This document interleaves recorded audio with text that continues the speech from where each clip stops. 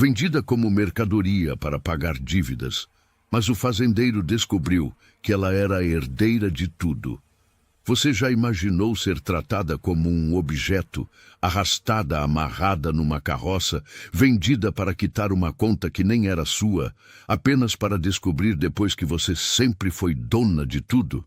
É assim que começa a história que marcou para sempre o interior de São Paulo em 1898, quando uma jovem de olhos verde claros chegou à fazenda Terra Firme, trazida como pagamento, e o que aconteceu nos meses seguintes mudou não só a vida dela, mas de toda a região. O sol rachava a terra seca quando ela apareceu amarrada como um animal. O vestido rasgado, as mãos machucadas, mas os olhos ainda brilhando com uma dignidade que nem o sofrimento conseguira apagar. E meu amigo, minha amiga, o que Rafael Drummond, o temido coronel de gelo, fez quando viu aquela cena chocou até os homens mais duros da vila. Mas o que aconteceu depois, quando a verdade veio à tona, deixou muita gente de boca aberta, uma reviravolta que ninguém imaginava e que provou que às vezes a justiça tarda, mas não falha. Fique comigo, porque você vai entender por que essa história de dor se transformou numa das mais belas histórias de amor e redenção que o interior brasileiro já testemunhou. Prepare o coração. Traição, sofrimento, descobertas chocantes e um desfecho cheio de emoção estão só começando. Agora me diga de que cidade você está assistindo essa história. Já se inscreva no canal, porque histórias como essa você só encontra aqui.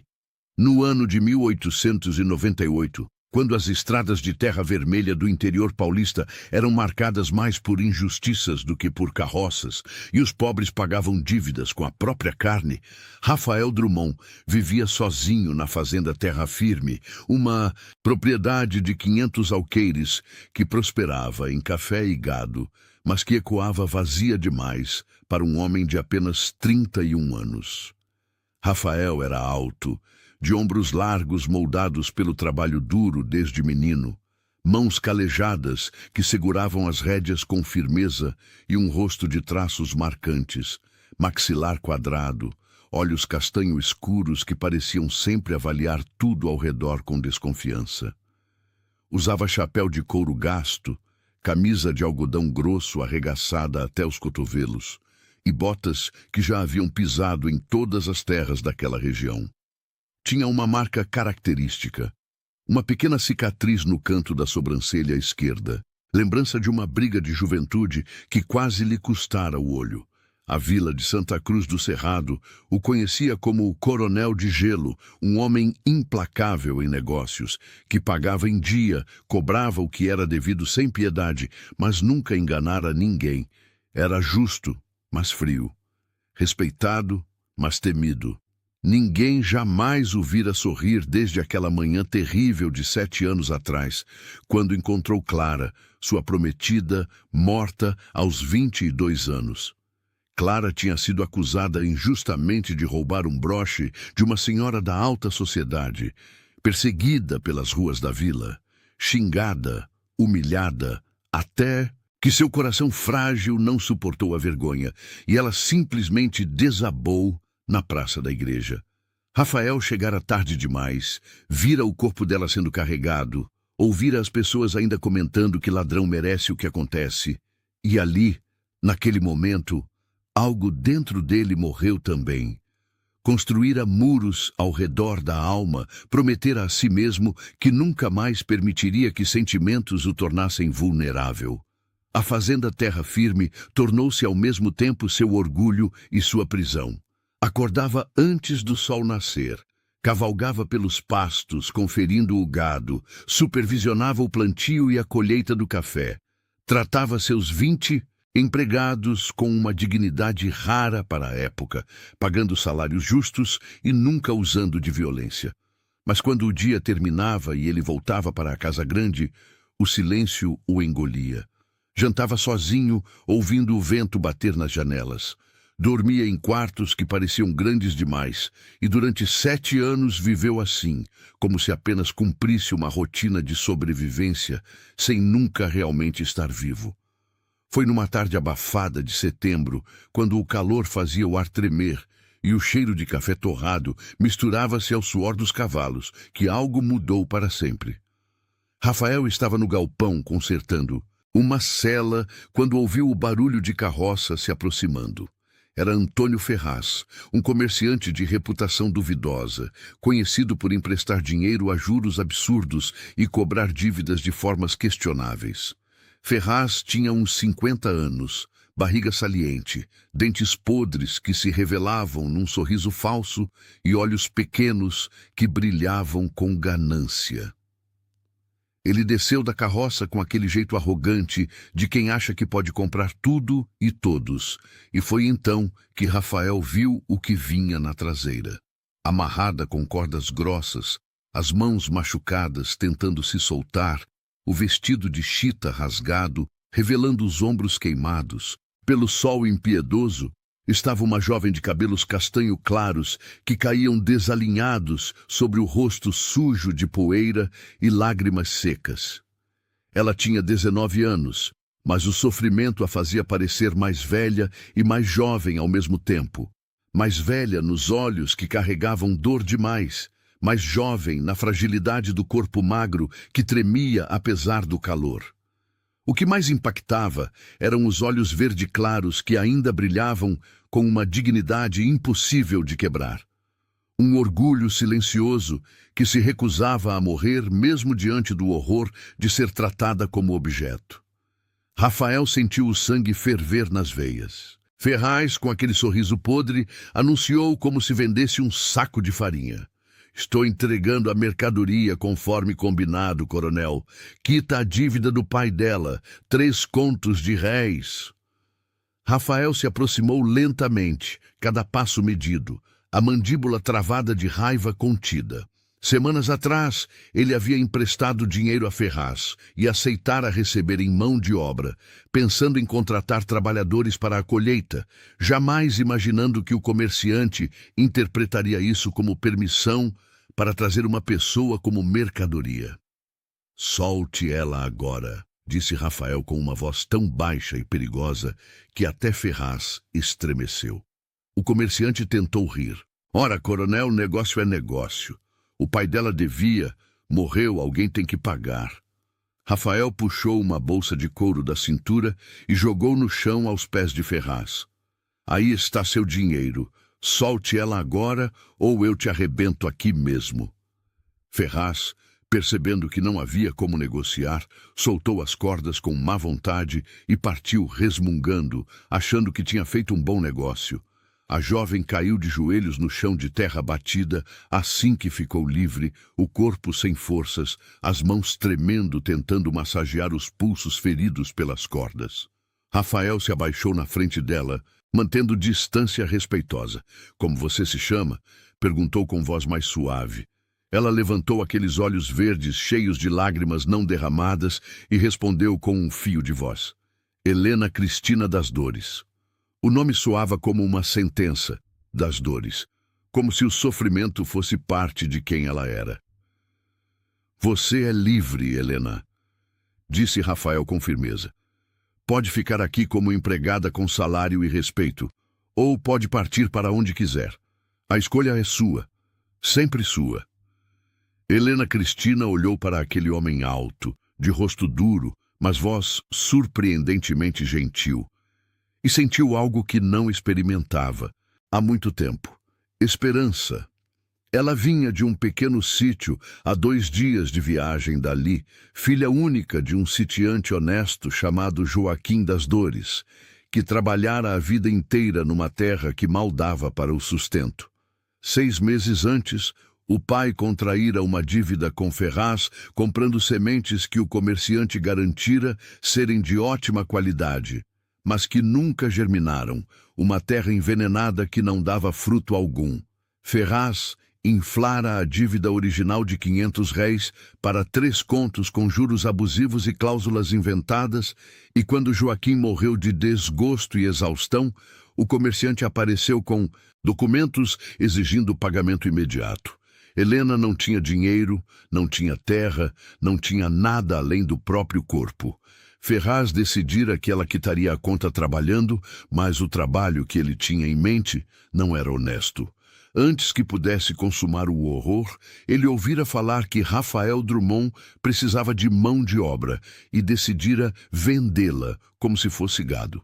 Sentada ali no chão, olhando para aquele fazendeiro que acabara de cortar suas cordas e lhe devolver a dignidade, Helena tomou uma decisão. Eu fico, disse com voz fraca, mas determinada. Eu trabalho, eu mereço meu sustento. Rafael estendeu a mão para ajudá-la a levantar. Não como escrava, Helena, como pessoa. Venha, você precisa de água, comida e descanso. Ele a levou até a casa grande, uma construção de madeira ampla, mas simples, com varandas largas e móveis rústicos. Chamou Dona Amélia, a cozinheira, uma senhora de 50 e tantos anos, redonda e de sorriso fácil, que quase caiu para trás de susto ao ver o patrão trazendo uma moça naquele estado. Amélia, prepare o quarto de hóspedes e providencie roupas limpas, comida quente e água para banho. A cozinheira obedeceu sem questionar, mas os olhos dela diziam tudo.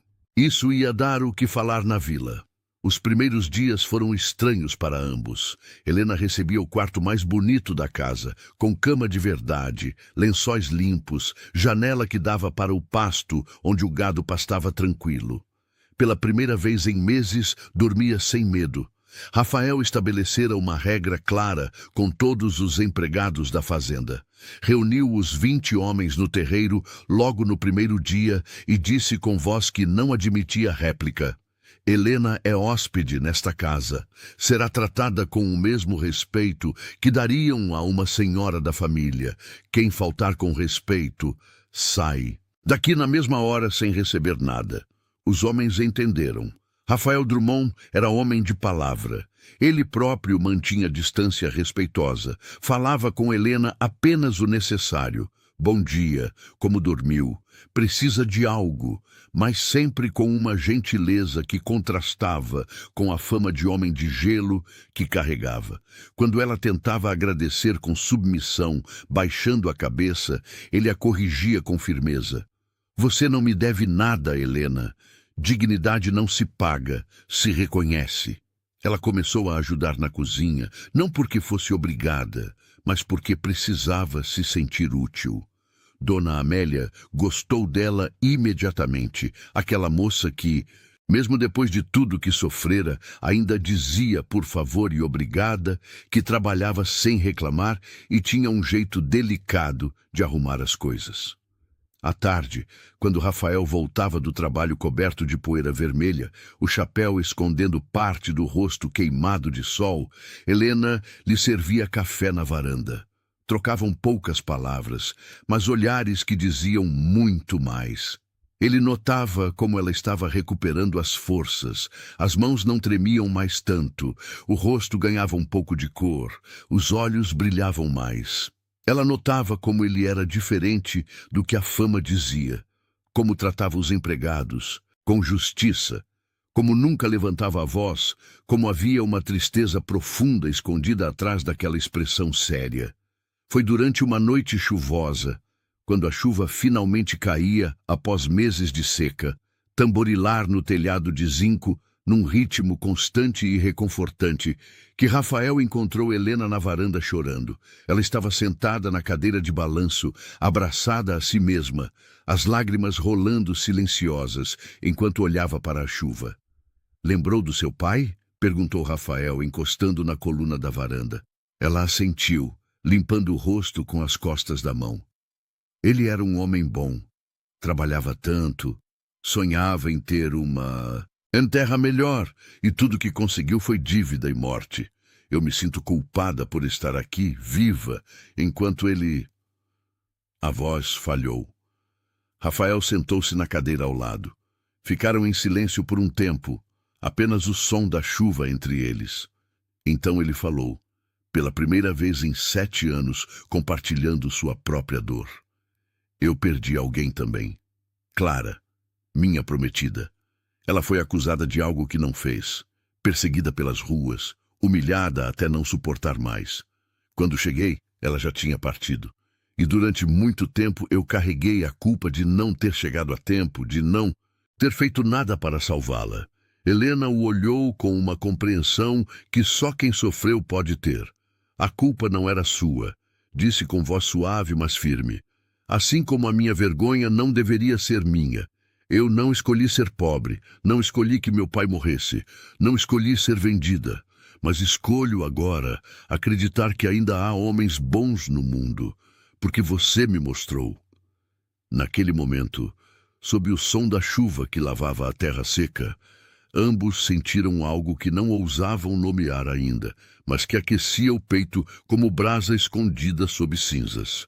Porém, a vila de Santa Cruz do Cerrado não perdoava nem esquecia, e as fofocas começaram a se espalhar rápidas como fogo em pasto seco. Na venda do senhor Horácio, as línguas se soltavam enquanto as mulheres compravam farinha e feijão. Disseram que o coronel de gelo está mantendo aquela desgraçada na casa grande. Comentava uma senhora de vestido escuro, o tom escandalizado, mas os olhos brilhando com o prazer da fofoca. É um absurdo, uma moça solteira vivendo sob o mesmo teto que um homem rico, e ainda por cima uma que foi entregue por dívidas, respondia a outra, balançando a cabeça. Horácio, o dono da venda, homem de bom senso, tentava aparar as arestas. O coronel sempre foi homem direito. Se está abrigando a moça, deve ter seus motivos. Mas as beatas da vila não davam trégua. Formaram uma comitiva e foram até o padre Lourenço, um homem de 40 anos, cabelos grisalhos e expressão cansada de quem já vira muita hipocrisia em nome de Deus. Elas exigiram que ele fosse até a fazenda por ordem naquele escândalo. O padre não queria ir, mas a pressão era grande demais. Numa manhã de domingo, após a missa, ele montou seu cavalo e cavalgou até a fazenda Terra Firme. Rafael o recebeu na varanda com café. Padre Lourenço, aqui devo a visita. O padre, constrangido, foi direto ao ponto. Rafael, as pessoas na vila estão falando. Uma moça jovem, solteira, vivendo aqui, está causando escândalo. Eu vim pedir que você entenda a situação. Rafael colocou a xícara de café na mesa com tanta calma que era assustador. Padre, quando Cristo encontrou a adúltera, ele perguntou quem estava sem pecado para atirar a primeira pedra. Parece que nesta vila todos se acham santos o suficiente para julgar. Helena Cristina foi trazida aqui amarrada como um animal. Eu dei a ela o que era certo dar, um teto, comida e respeito. Se isso é escândalo, então prefiro escandalizar a ser covarde. O padre suspirou. Ele mesmo admirava Rafael naquele momento. Eu entendo, e no fundo concordo com você. Mas seja cuidadoso. Há homens poderosos que não gostam quando alguém quebra as regras deles. Deixe que não gostem, respondeu Rafael com fineza. O padre partiu sem conseguir mudar nada, mas a semente da complicação estava plantada. Antônio Ferraz, percebendo que Rafael tratava Helena com respeito e até com afeto, enxergou ali uma oportunidade de extorquir mais dinheiro. Ele apareceu na fazenda 2 semanas depois, montado num cavalo magro, trazendo um papel amarelado que balançava no ar como se fosse documento oficial. Coronel, vim tratar de negócios, anunciou com aquele sorriso de cobra. Fique aí do portão, Ferraz. Não é bem-vindo aqui, respondeu Rafael cruzando os braços. Ora, que hostilidade. Venho apenas cobrar o que é de direito. Aquela moça que você está protegendo ainda me deve serviço. O pai dela tinha mais dívidas. Descobri agora uns papéis antigos. Ou você me paga mais 10 contos de réis, ou eu levo ela de volta. Rafael sentiu a raiva explodir, mas manteve a voz controlada. Você não leva ninguém, Ferraz. Saia daqui antes que eu te faça sair. Ferraz riu, um riso irritante e confiante. Eu tenho a lei do meu lado, coronel. Papéis, documentos, tudo certinho. Se não quiser problemas, é melhor pagar. Ele esporeou o cavalo e partiu, mas a ameaça ficara no ar como cheiro de enxofre. Helena, que ouvira tudo da janela, desceu até a sala onde Rafael estava, os punhos cerrados, a mandíbula travada. "Eu vou embora", disse ela com voz decidida. "Não posso deixar que você perca tudo por minha causa." Rafael se virou tão rápido que ela deu um passo atrás. "Você não vai a lugar nenhum, Helena. Ferraz é mentiroso. Esses papéis são falsos, eu sei disso. E mesmo que não fossem, você fica enquanto quiser ficar." "Mas, Rafael, ele pode te destruir, pode." "Pode nada." Ele a interrompeu, e pela primeira vez desde que se conheceram, segurou as mãos dela entre as suas, as mãos calejadas de trabalhador, segurando as mãos delicadas que agora estavam livres de cordas, mas ainda marcadas por cicatrizes. "Se você partir, eu perco tudo que importa de qualquer forma." Os olhos verde claros dela se encheram de lágrimas. "Por que você faz isso por mim?" Ele respirou fundo, lutando contra 7 anos de muros construídos ao redor do coração. "Porque quando estou perto de você, eu lembro o que é estar vivo. Porque você me mostrou que ainda há bondade em mim. Porque..." Ele parou, sem coragem de terminar. Mas Helena entendeu. Ela também sentia. Era amor nascendo, tímido, assustado, mas real. Naquela noite, porém, Helena tomou a decisão mais difícil de sua vida. Ela não podia, não conseguia permitir que Rafael perdesse tudo por sua causa. Esperou todos dormirem, pegou apenas um chale e um pouco de comida que Dona Amélia deixara na cozinha, e saiu na calada da madrugada. Deixou um bilhete em cima da mesa da sala, escrito com letra trêmula, à luz de uma vela. "Rafael, obrigada por me mostrar que eu valia mais do que me ensinaram. Leve uma vida feliz, Helena." Quando Rafael acordou ao amanhecer e encontrou o bilhete, sentiu o mesmo desespero do dia em que perdera Clara. Mas desta vez, algo era diferente. Desta vez, ele tinha tempo. Desta vez, ele tinha poder para mudar o destino. Chamou seu empregado mais leal, um homem chamado Benedito, ex-escravo alforriado que trabalhava como administrador da fazenda e devia muito a Rafael. "Benedito, preciso de sua ajuda. Ferraz está escondendo algo, eu sei disso. Aqueles papéis são falsos, mas preciso provar." Benedito, homem de 60 anos, magro, mas forte, com olhos espertos, que tinham visto muita injustiça na vida, assentiu. "Ferraz guarda tudo na casa de comércio, na sala dos fundos. Ele é arrogante demais para esconder bem as trapaças." "Então vamos lá hoje à noite", decidiu Rafael. Mas antes de partir para a cidade em busca de Helena e da verdade, Rafael montou em Tornado, seu cavalo cinza, e cavalgou até a casa do padre Lourenço. "Padre, preciso de alguém que saiba ler contratos e documentos antigos. Conhece alguém?" O padre pensou por um momento. "Tenho Joaquim Silva, contador que trabalha no cartório. É homem honesto, já me ajudou algumas vezes." Rafael foi até o cartório e encontrou Joaquim, um mestiço de 40 e tantos anos, óculos redondos no nariz, dedos manchados de tinta. Explicou a situação e Joaquim concordou em ajudar. Naquela noite, os 3 homens, Rafael, Benedito e Joaquim, invadiram discretamente a casa de comércio de Ferraz. Não foi preciso arrombar muito. Benedito conhecia as trancas velhas da região e logo estavam dentro da sala dos fundos, remexendo gavetas e baús à luz de uma lamparina. Foi Joaquim quem encontrou primeiro. Numa caixa de madeira escondida atrás de outros documentos, havia um envelope amarelado com um selo de lacre quebrado. Quando ele abriu e começou a ler, o rosto ficou cada vez mais sério. "Rafael, você precisa ver isso", disse com voz trêmula. Rafael pegou o documento e, mesmo com dificuldade para ler letra cursiva antiga, conseguiu entender o suficiente para sentir o sangue ferver e gelar ao mesmo tempo. Era um testamento. Um testamento de João Henrique Sampaio, fazendeiro da região vizinha que falecera 15 anos antes.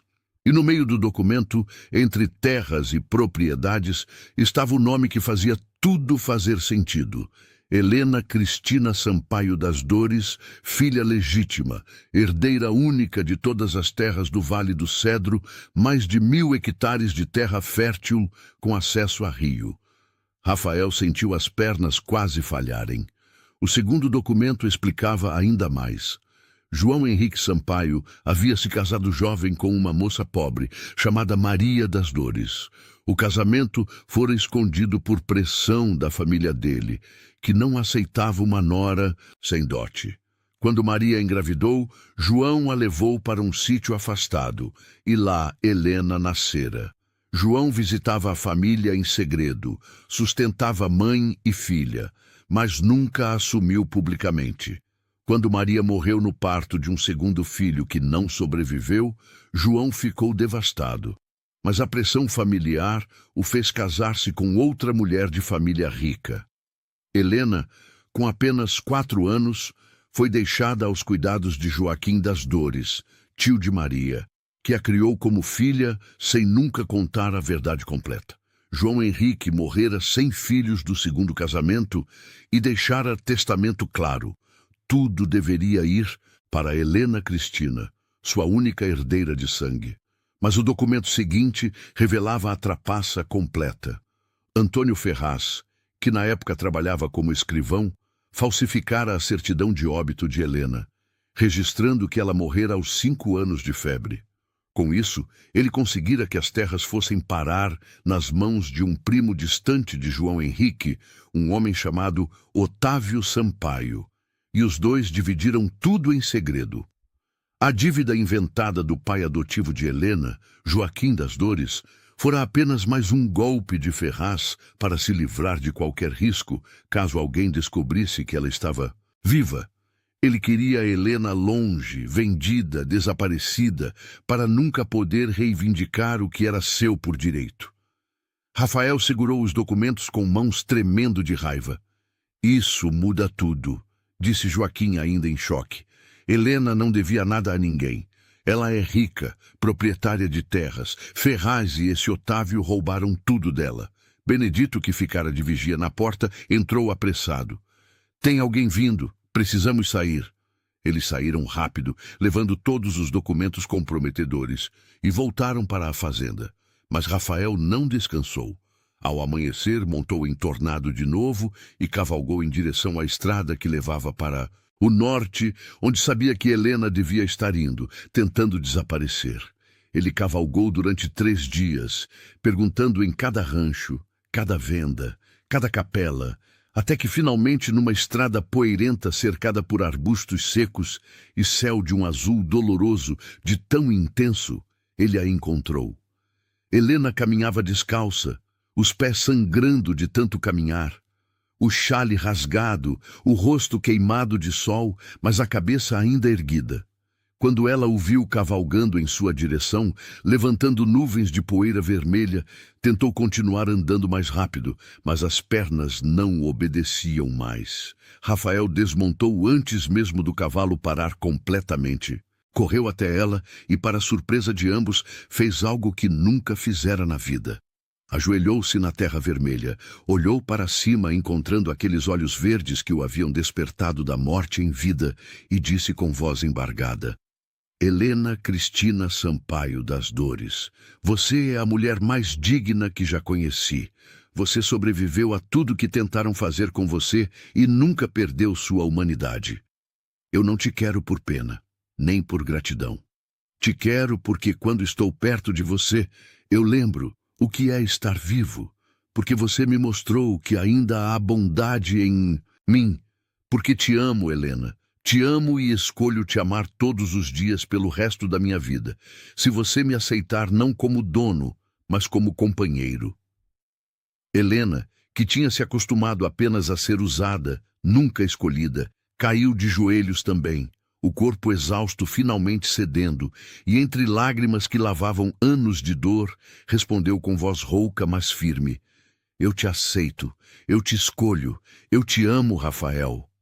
Ele a abraçou ali mesmo, na estrada empoeirada sob o sol castigante, e depois, com cuidado, a ajudou a subir no cavalo. Tem mais uma coisa que você precisa saber, disse ele enquanto cavalgavam de volta. E durante o caminho contou tudo. O testamento, a herança roubada, a trapaça de Ferraz e Otávio, quem ela realmente era. Helena ouviu em silêncio, o rosto passando por descrença, choque, raiva e, finalmente, uma determinação fria. Eles vão pagar por isso, foi tudo que disse. Rafael assentiu. Vão sim, e todos vão saber a verdade. 2 dias depois, Rafael convocou uma reunião na praça da igreja, forçou Ferraz a comparecer sob ameaça de expor publicamente outras fraudes que ele descobrira nos documentos e reuniu toda a vila. Era domingo após. A missa e a praça estava lotada. O padre Lourenço, o delegado Antunes, as beatas fofoqueiras, os fazendeiros, os comerciantes, os pobres, todos estavam ali, curiosos sobre o que o coronel de Gelo tinha a dizer. Rafael subia os degraus da igreja, Helena ao seu lado usando um vestido simples, mas limpo, que Dona Amélia providenciara, o contador Joaquim Silva carregando os documentos numa pasta de couro. O silêncio se fez pesado. Vim aqui para que a verdade seja conhecida, começou Rafael, a voz firme ecoando pela praça. Esta mulher ao meu lado, Helena Cristina, foi julgada por todos vocês, como escória, como mercadoria, como alguém sem valor. Mas a verdade é que ela sempre foi a pessoa mais valiosa desta região, e ninguém sabia. Ferraz, que estava encostado num canto tentando passar despercebido, ficou pálido. Tentou sair. Mas Benedito e 2 outros empregados de Rafael bloquearam a passagem. O que é isso, coronel? Que absurdo! Começou Ferraz, mas Rafael o interrompeu com voz de trovão. Cale a boca, ladrão. É hora de você ouvir. Joaquim Silva abriu a pasta e começou a ler o testamento de João Henrique Sampaio, em voz alta, devagar, para que todos entendessem. Explicou quem era Helena, filha legítima e única herdeira. Mostrou a certidão de óbito falsificada, expôs como Ferraz e Otávio Sampaio haviam roubado as terras, revelou as dívidas inventadas, as trapaças, o esquema para fazer Helena desaparecer. A cada palavra, a multidão reagia.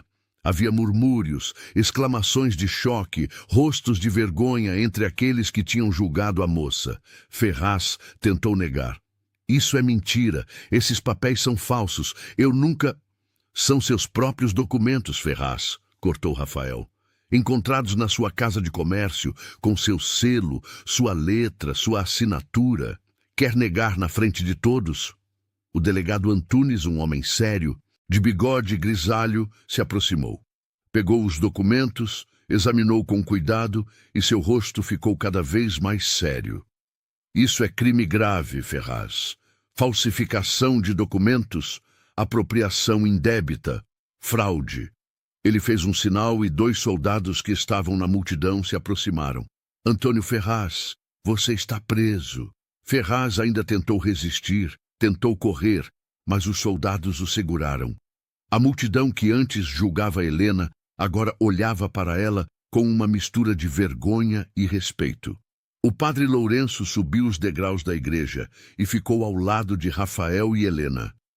Que esta seja uma lição para todos nós, disse ele com voz forte. Julgamos sem conhecer, condenamos sem saber.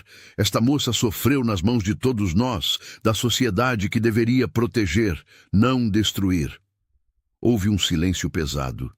E então, uma a uma, pessoas começaram a se aproximar de Helena pedindo perdão. Mulheres que haviam fofocado, homens que haviam virado o rosto, comerciantes que haviam recusado vender a ela. Helena, com lágrimas nos olhos, mas voz firme, aceitou os pedidos com graça que só os que sofreram demais conseguem ter. Nas semanas que se seguiram, a justiça foi rápida e implacável.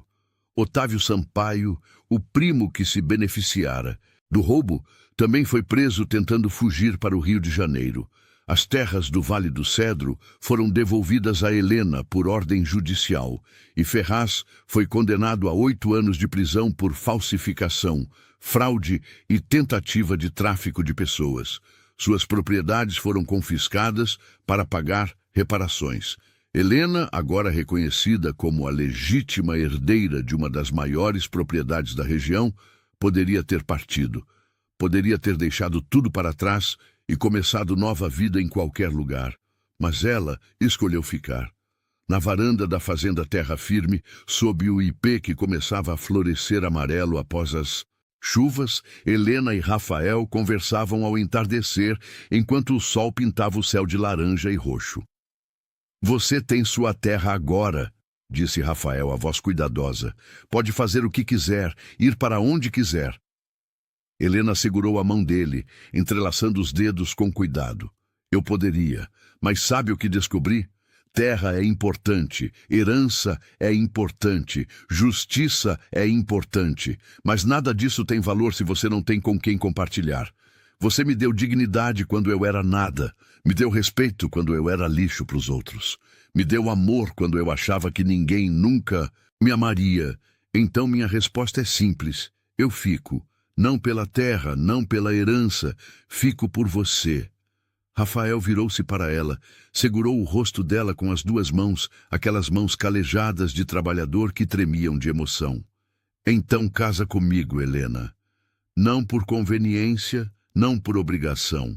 Casa comigo porque eu quero acordar todos os dias vendo seu rosto, porque quero envelhecer ao seu lado, porque quero construir uma vida onde a gente não seja fazendeiro e herdeira.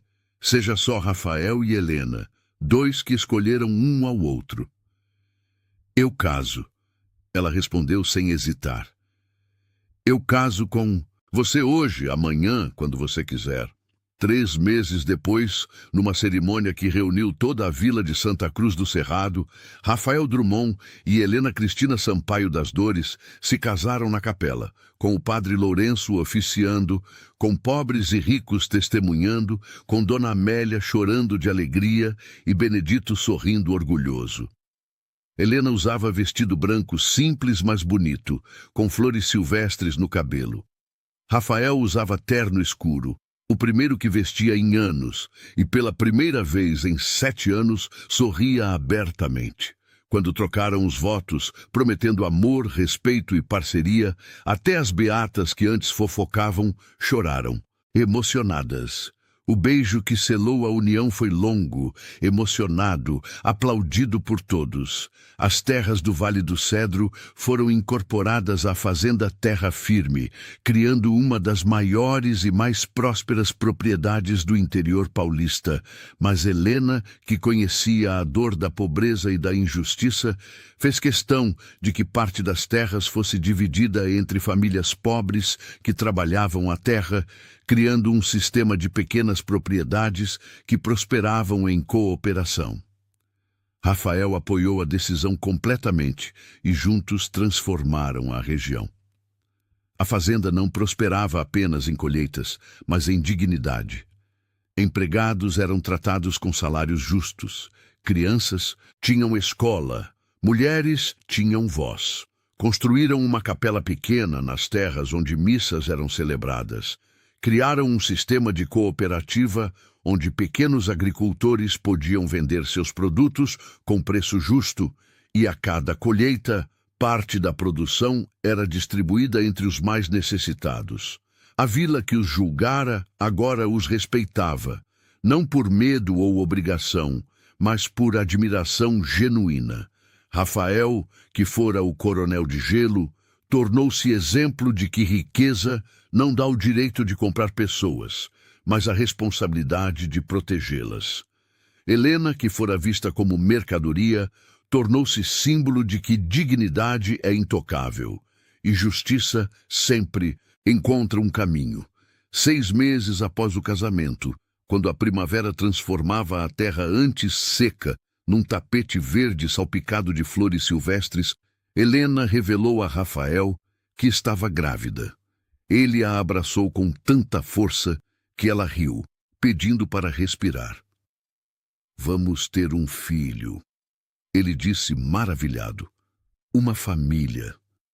Uma família que vai saber o que é amor verdadeiro, respondeu ela, as mãos sobre a barriga que começava a crescer. Uma família que vai aprender que todas as pessoas têm valor, não importa de onde venham. Os meses seguintes foram de preparação e alegria.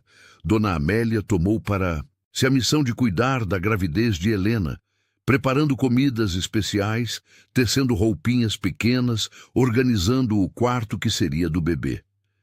Benedito construiu um berço de madeira polida com as próprias mãos, entalhando desenhos delicados de flores e pássaros. Quando chegou a hora do parto, numa noite de lua cheia em que as cigarras cantavam alto, Helena deu à luz uma menina. Uma menina de olhos verdes como os dela e cabelos escuros como os de Rafael. Eles a chamaram de Clara Maria, Clara em homenagem ao amor perdido de Rafael, que teria aprovado aquela união, e Maria em homenagem à mãe verdadeira de Helena, que não viveu para ver a filha feliz. Quando Rafael segurou a filha pela primeira vez, aquele homem forte que havia enfrentado injustiças e vencido mentiras, chorou. Chorou de alegria, de alívio, de gratidão. Obrigado, disse para Helena, que estava cansada, mas radiante na cama. Obrigado por me dar uma família de novo, por me ensinar a amar outra vez. A gente se salvou um ao outro, respondeu ela com sabedoria. E agora vamos criar nossa filha num mundo onde nenhuma menina será vendida, nenhuma mulher será mercadoria, nenhuma pessoa será julgada pelo que não tem. Os anos passaram e a fazenda Terra Firme tornou-se lenda na região. Clara Maria cresceu forte e inteligente, aprendendo com o pai a trabalhar a terra com justiça e com a mãe a enxergar dignidade em cada pessoa. A propriedade prosperava não apenas materialmente, mas moralmente. Não havia escravos, não havia abusos, não havia injustiças. Quando Clara completou 5 anos, Helena e Rafael fizeram questão de levá-la até o túmulo de Joaquim das Dores, o homem que a criara como filha, mesmo não sendo pai de sangue. Ali, Helena contou a história toda para a menina.